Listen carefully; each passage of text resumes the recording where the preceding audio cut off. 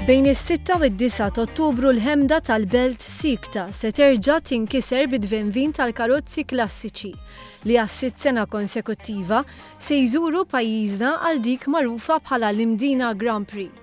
Din is-sena bdera ġdida hekk kif il-Valletta Grand Prix Foundation li torganizza din l-attività ħabbret li minn din l-edizzjoni il-konkors se jsir bl-isem The Malta Classic.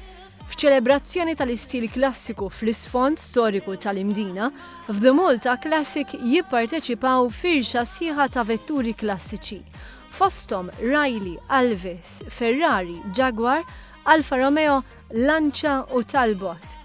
F'kummenti lil One News, iċ-Chairman tal-Valletta Grand Prix Foundation, Joe Zammit Tabona, spjega kif din l-attività tiġbed lejn pajjiżna il-fuq minn 70 parteċipant minn madwar l-Ewropa.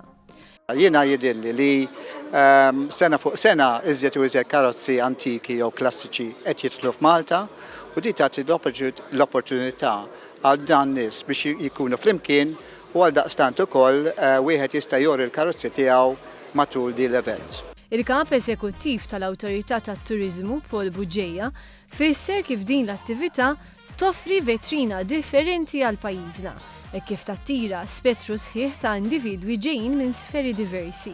U għażiet li bħas-sena l-oħra l-awtorità se tkun qed tistieden numru ta' ġurnalisti internazzjonali b'investiment immirat biex ipoġġi l-pajjiżna fuq il-mappa dinjija. Is-Segretarju Parlamentari għall-Isport Chris Agius sostna li r-relazzjoni bejn l-isport u t-turiżmu hija evidenti u għalhekk il-Gvern huwa dejjem lest jappoġġja inizjattivi simili.